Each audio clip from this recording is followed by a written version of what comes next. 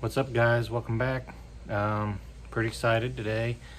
I'm going to drop the car off to get the exhaust made for the car. What we're going to do right now, we've got the 3-inch downpipe coming off the engine. Stops pretty much at the passenger's feet underneath the car. And I'm going to take it and have them make 3-inch from there all the way out the back. So there's going to be a cutout, and it's going to Y, and then it's going to split off into 2 tailpipes and have 2 mufflers and end in 2 stainless steel tips at the bumper. So it'll pretty much look stock. Really excited. I'm going to pull the car out here in a minute and do a walk around so you can kind of hear what it sounds like now. Real loud. The car's real loud.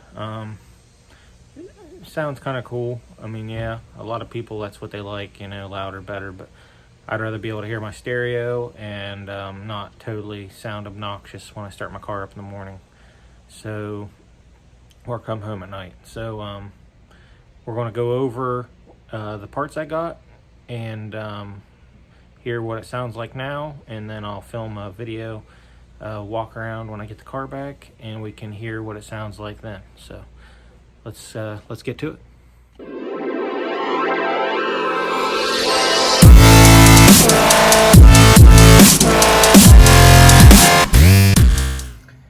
Alright guys, there they are.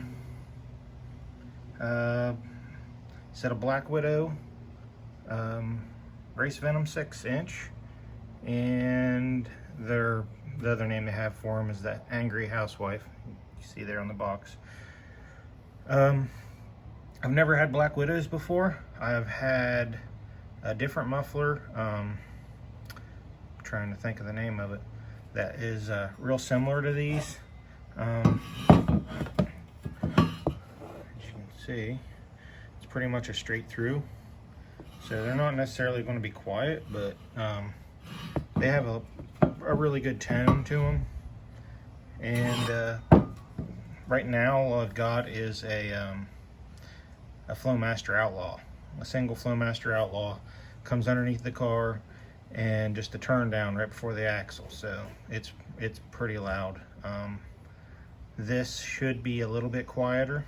I know it, you know, it's not going to be like a real quiet or nothing. It's not going to sound anything like, you know, somebody with a pair of Flowmasters or something, but which, you know, it's all what you like, you know, whether or not you like Flowmasters. But these don't have the drone Flowmasters do. I'm really a big fan of the way these sound, and not everybody has them. So you know, again, I kind of like doing stuff a little bit different. So not everybody has this muffler, so my car's going to sound a little bit different than most, which I'm a big fan of that. So it's got an electric cutout on the car, the spot for it. I've ran electric cutout before, and before I just ran like a cheap Jegs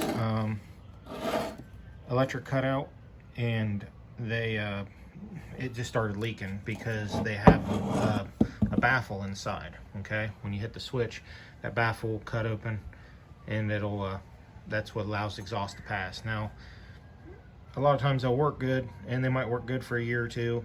On most of them, you know, you can buy a really nice one that you're going to spend $300, $400 for, and it'll probably work pretty good. But I went with this because of the design of it. So as you can see, it's got this baffle in there, and when you actuate it, that'll cam, and it all stays inside there. So it's just like a door. So there's nothing flipping. There's nothing there to leak. Basically, it's hitting a block off. So Doug's Headers makes this.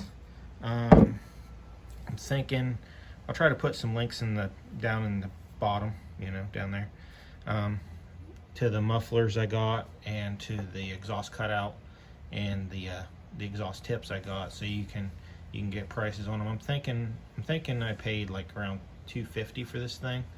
I bought it a year or two ago. You know, I bought that way early because I just kind of planning ahead, and wanted to get my stuff all organized and figured out what I wanted to do. So and then the tips I got, it's a stainless steel tip.